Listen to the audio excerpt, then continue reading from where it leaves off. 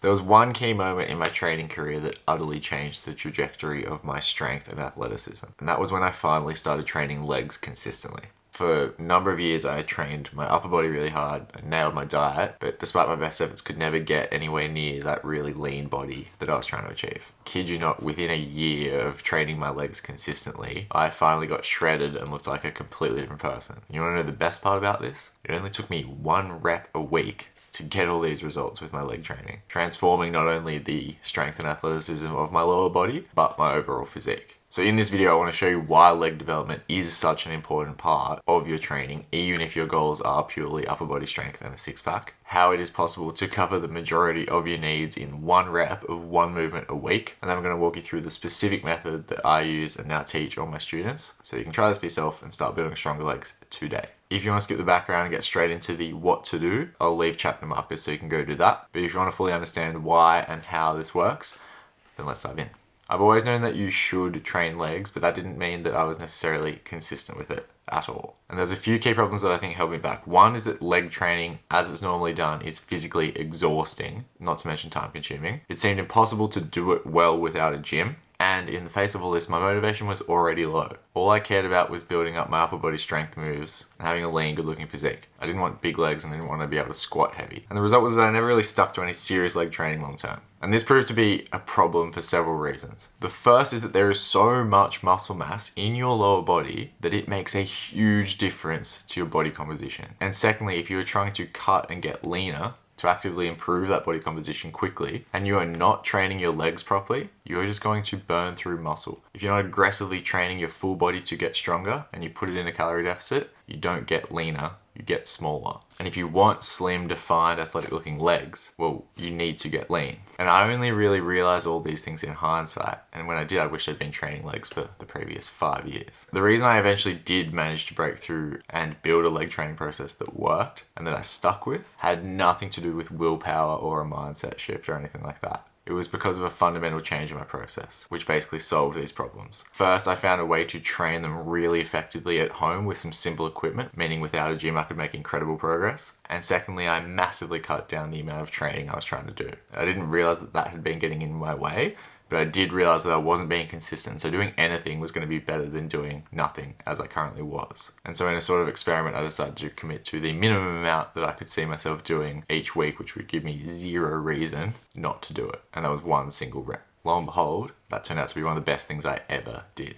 So let's look at how this process works. To build leg muscle, we basically need to increase our maximum strength through extension of 2 joints, the hip and knee. If we build enough strength through these ranges of motion, the result is physically larger quads and glutes, which make up the large majority of the muscle mass on the lower body. Now we can also work flexion, the opposites of these ranges of motion. I'll talk about that later, but for now, we're going to focus on extension, which makes up the large majority of muscle mass. It's also what the majority of traditional fitness and strength training focuses on. So traditionally, building this strength is done with 2 basic types of movements. The first are squats or knee extension variants like leg presses, leg extensions, and these focus on extension of the knee. They are quad dominant movements. The other type are deadlifts or hip hinge variants like hip thrusts, and these focus on extension of the hip. They are posterior chain dominant movements, namely the glutes. Now, if we look at the movement pattern of a squat, this movement pattern actually covers full range of motion, knee and hip extension. The problem with traditional squats is that only the hardest part of the movement is loaded anywhere near failure, meaning it is the only part of the range of motion where we actually build strength. Once we pass this sticking point towards the bottom, the top becomes a lot easier, and with that amount of load that we had to use to allow us to do the hard part at the bottom, it's impossible to load the top to anywhere near enough difficulty that it actually stimulates strength gain and therefore muscle growth throughout this range of motion. Now the bottom part of the squat is limited largely by knee extension strength, meaning we build a lot of quad strength here because it's the limiting factor.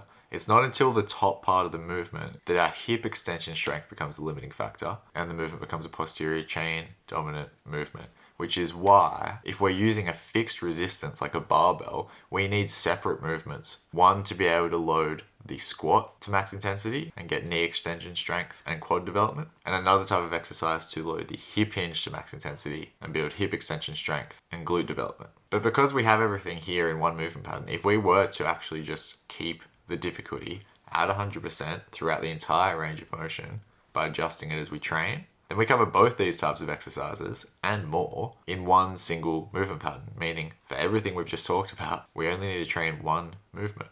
And obviously, it takes us a whole lot less time to accumulate the effective signal for the week to tell our bodies to grow. So we can very feasibly, in 1 rep a week, send sufficient stimulus to make gains. And if you have no idea what I'm talking about, go and watch this video. It's a nice explainer. So let's look at how to do that so you can get the benefits of squats and deadlifts and all your other classic lower body exercises in a single rep of training a week. So I'm going to walk you through progressions, how to scale to 0, how to scale the difficulty up and find that max intensity. We'll look at programming, training volume and frequency, and then I'll show you how you can measure progress with this so you can guarantee results long term. So first, progressions. Like with any of our movements, the first thing we want to establish is full range of motion reps with 0 load, because that way you can have 0 strength in your squatting pattern. You're still able to train full range of motion reps, which means you can start building that strength and improving. So 0 for this is really easy. You can just not add any weight and guide yourself through full range of motion squats using both your legs and your arms on a platform either side. If you're limited in the range of motion your knees can do, then you can just practice going through whatever range you're able to comfortably control. Anything is better than nothing. If you do have fully functioning legs and are able to move through full range of motion, then our standards for range of motion are standing at the top, moving all the way down to where your knees are fully bent, meaning there is no gap between your hamstring and your calf. So that is knee flexion. The other thing we want to see is as much hip flexion as possible. Because remember, if we're trying to build full range of motion strength in knee and hip extension, then we want to start both those joints as flexed as possible. So for hip flexion, you basically want to think about getting your knee to your chest. So as little gap in between your thigh and your stomach as possible. So if your heel needs to come off the ground to allow you to get all the way down, fully bend your knee, that is so fine. We want to do that. You can also use things like slant boards and stuff if you want to chuck your ankle up to help you do this. What we don't want to do is roll over so much that we don't achieve any hip flexion and then don't get to train hip extension as a result. So ideally, get something like this. If you need to progress your way there over time, that's fine too. Get into a nice deep stretch. The more you train under load throughout whatever range you currently have, and you get a nice stretch, and you practice going deep, the more that is going to improve with time. Use the range you've got, get it stronger, and it will improve naturally as you build more strength. So you've got 0 load on, you're moving through full range of motion. The last basic to tick off is to make sure we're moving in the right plane. And so basically for this movement, we want to stay balanced on our foot. The key mistake I see a lot is people, especially once they get weight vests loaded, is have the center of gravity way behind their foot and be relying on assistance to stay up. We don't want this because we want to practice actually squatting straight up with the load centered over our foot. And the easy test you can use for this is to take your hands away and see which way you fall. If you fall straight down, then you're good and you're balanced, and that's excellent. We can start. If you fall backwards and become a turtle on your back, then there is room to improve this and get your weight more centered forward over your foot. Again, if your heel needs to come up, that's fine. Okay, so now that you're moving full range of motion through the right movement pattern with 0 load, we can add load and start training this at your strength limit so you start getting stronger. To do that, remember, as we've discussed earlier, we want to make the entire range of motion maximum intensity, or as close to the full range as possible, so that we build all the strength and develop all the relevant muscles. So the first step is to obviously take a leg out of the equation, start training this as a single leg squat. Then we can add weight, and the easiest form of this is just weighted vests, which you can stack on top of each other to add load when the movement's easy enough to do without help. Then when it's harder at the bottom, we can just use assistance from our other hands, from our foot, to guide us through. Now, in terms of how much weight to use, as soon as you get to a point where you no longer need your hands or your other foot to assist you and you can do the squat with just the working leg, the rep is over. Every part of the range of motion from then on is submaximal and therefore is no longer really stimulating growth. So we basically want to use as much weight as possible so that for as much of that range of motion as possible, we still need our hands to help us. And it won't be the whole range. I get to about here, you can see in my squats, and then I'm able to lift my hands away and finish the rep unassisted. So from that point where my hands are coming off, I don't count it as training anymore, it's done. This is 60 kilos, so 75% of my body weight.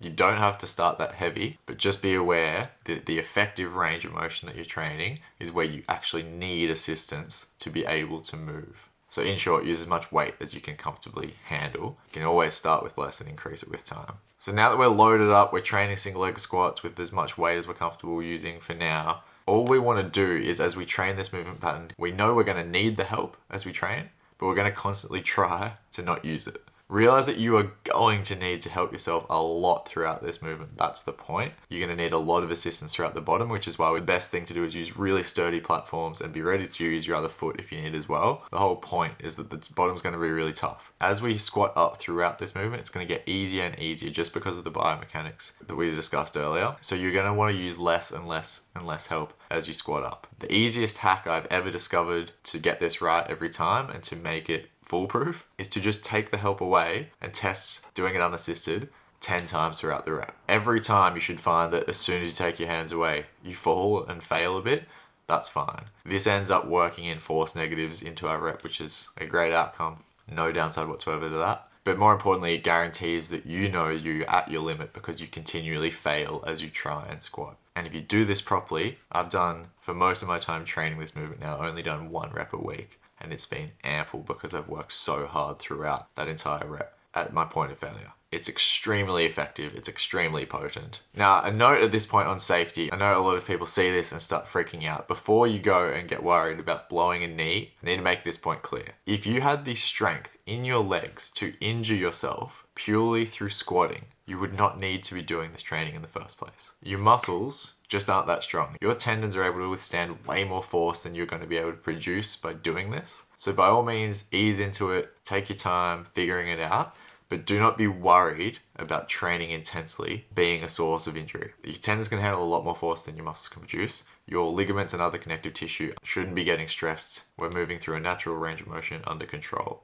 The current biggest risk to your lower body's health is weakness by not training intensely and building up this strength in the first place. That's how most people end up getting hurt, especially with age. So the important thing is just to keep control of the movement, make sure you've got your support, make sure you're able to adjust the difficulty as needed, and so that you don't topple over and hurt yourself by falling. And then just don't try and do too much work per week. Allow your body to actually recover properly so that your muscles and your connective tissue all stay healthy. Which is a nice segue to the next point. Training volume and frequency. I'm going to give you the protocol that we use for this so you can start implementing. Very simply, 1 set, once per week. If you're splitting your training up over the week, as I suggest, if possible, I'd pair this with your knee flexion movement, your Nordic curl. So you're doing 1 set. That set is max effort from the start. You start at failure, you assist yourself just enough to keep moving through the rep. You're constantly training as heavy as possible. We don't do any rest, but you can stop and reset for a second in between reps to ensure that you're hitting full range of motion and are balanced and confident with your form. So you're continuously training, max effort. The way you know when you've done enough is when it stops being fun.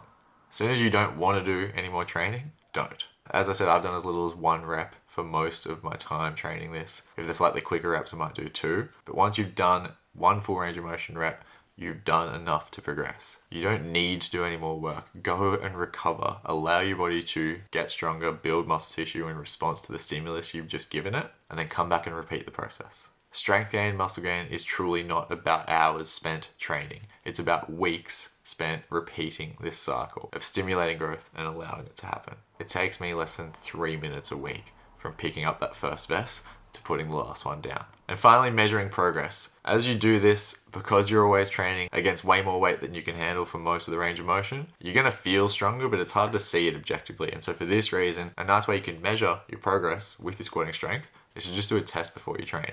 And so you can practice unassisted before you put your weight vest on. And the progression scheme that we use is basically firstly testing a 2-legged squat, then testing a negative single leg squat, and then a positive single leg squat.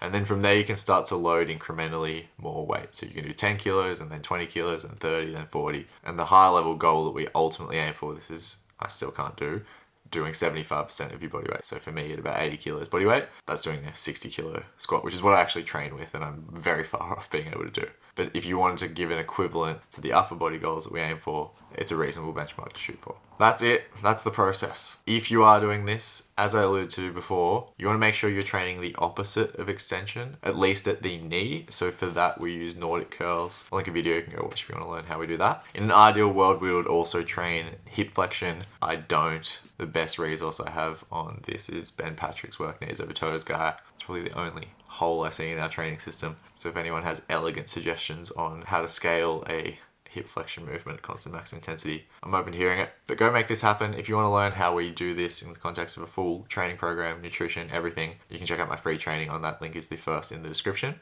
Get squatting. Let me know what you want to see next in the comments, and I'll see you in the next video.